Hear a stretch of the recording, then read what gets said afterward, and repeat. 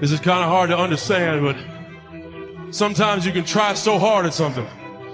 Sometimes you can be so prepared and still fail. And with every time you fail, it's painful. It causes sadness. Understand, my friend, is that you're supposed to fail. You're supposed to fail because failure is the stepping stone to success. It's not just cliche, because failure is an experience that lends to wisdom that ultimately makes you a stronger version of yourself. Self-love, rebuilding self, seeing to it that you spend enough personal and alone time to seek higher levels of self. What is the next level of you? Remember, whenever one door closes, there is another door waiting for you.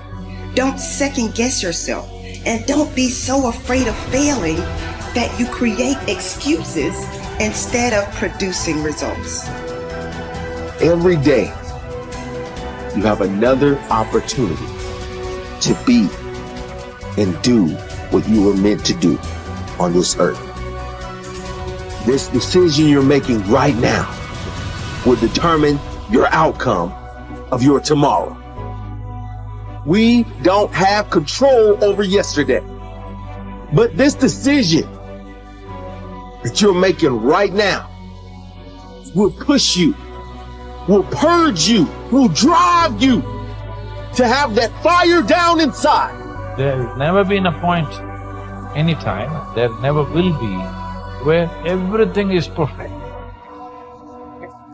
No such thing. Because life is a possibility. Because it's a possibility, it cannot be perfect. Doesn't matter what we do, there's still something more to do. The possibilities when you do this, although unknown, are endless. But one thing is for certain, if you don't push yourself, nothing in your life will change. If you want a thing bad enough to go out and fight for it, to work day and night for it, to give up your time, your peace, and your sleep for it, if all that you dream and scheme is about it, and life seems useless and worthless without it, and if you gladly sweat for it and fret for it and plan for it, and lose all your terror of the opposition for it. Human being, you've got unlimited potential. You can put effort on you, and by concentrating on you and developing you, you can transform your life wherever you are right now.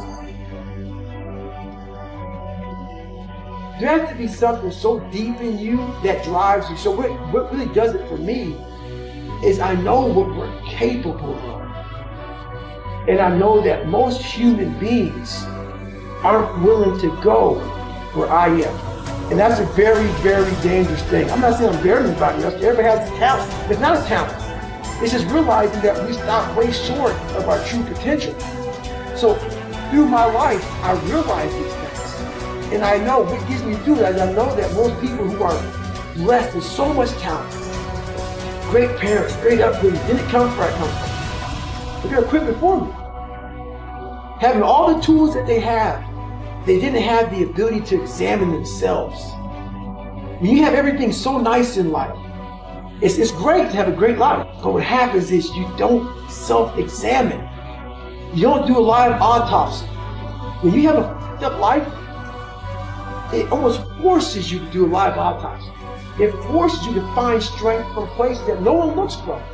Because food is not at the ready. You know? I have a learning disability. It's not at the ready. I can't just pick up a book and start reading. Right. There's preparation behind everything I do. There's everything I do has to come with so much preparation. It's despicable. It makes me sick. My own personal life makes me sick. That's why I'm so disciplined now. Without my self-discipline, there is no David Goggins. Like I can't stop reading. I won't be able to read tomorrow. I will lose it that fast. I cannot stop going to the gym. My mind is set up in a spot where, hey, the second I stop, it wants to stop. Because I had a quitting mind growing up. When you get beat the shit out of you all the time, your mind wants to go to that nice spot where you're comfortable, where you're not trying, where shit is easy. That's where your mind, it doesn't want to think. You have all these things in the mind, and the mind can only absorb so much. So all the pain it has to go through, it wants to push it away. So let's not do that. So every day I'm fighting where the mind wants to go. So it's a constant evolution, man. There isn't a better way to live your life. There's no right way and wrong way. There is only the way that gives you more energy. There is only the way that gives you fulfillment. When you have those things, when you're fulfilled by what you're doing, and it's giving you, the harder you pursue it, it's giving you more energy, you're on the right path. As the Greeks would say, segolodroma, I can't believe I messed that up. Segolodroma, which means you're on a good road. And that's what I want people to understand. Like, yes, I preach a very specific path, but I don't think that it is a universal path.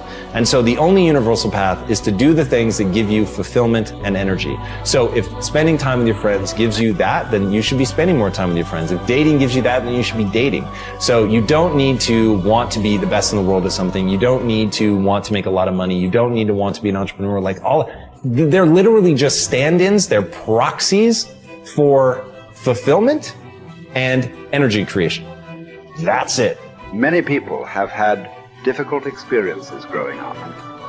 They have fallen onto hard times and become associated with the wrong people. They have behaved in ways that were illegal or socially unacceptable. Sometimes they have even been convicted and sent to prison for their crimes. But at a certain point in life, they decided to change. They thought seriously about the kind of person that they wanted to be known as and thought of in the future. They decided to change their lives by changing the values that they live by. By making these decisions and sticking to them, they changed their lives. And what others have done, you can do as well. Remember, it doesn't matter where you're coming from. All that really matters is where you're going. If you were an outstanding person in every respect, how would you behave toward others? What sort of impression would you leave on others after you had met them and spoken? Imagine you could be a completely excellent person. How would you be different from today? The moment that you begin walking, talking, and behaving in ways that are consistent with your highest ideals, your self-image improves, your self-esteem improves, your self-esteem increases, and you feel happier about yourself and your world. For example, whenever you are complimented or praised by another person, or given a prize or an award for accomplishment, your self-esteem goes up, sometimes dramatically. You feel happy about yourself. You feel that your whole life is in harmony and that you are living congruent with your highest ideals. You feel successful and valuable. Your aim should be to deliberately and systematically create the circumstances that raise your self-esteem in everything you do. You should live your life as if you were already the outstanding person that you intend to be sometime in the future. Decide today to be a man or woman of honor. Resolve to tell the truth and to live in truth with yourself and others. Crystallize your values in each area of your life. Write them down. Think of how you would behave if you were living consistent with those values and then refused to compromise them for any reason. Once you accept complete responsibility for your life and for everything that happens to you, and then create an ideal picture of your perfect future and clarify your values, you are now ready to begin setting clear, specific goals in every area of your life. You are now on the launching ramp and ready to take off toward the stars. You have to work on yourself. You have to have an unstoppable attitude, and no excuse is acceptable. And you've got to make it a priority, a non-negotiable in your life, and hold a constant vision of what it is you want to achieve. See it accomplished and go all out. Find a way to win in spite of the setbacks, in spite of the disappointments, in spite of your failures. I tell people when I'm giving presentations, you will fail your way to success. I have a saying, is life knocks you down, try and land on your back, because if you can look up, you can get up.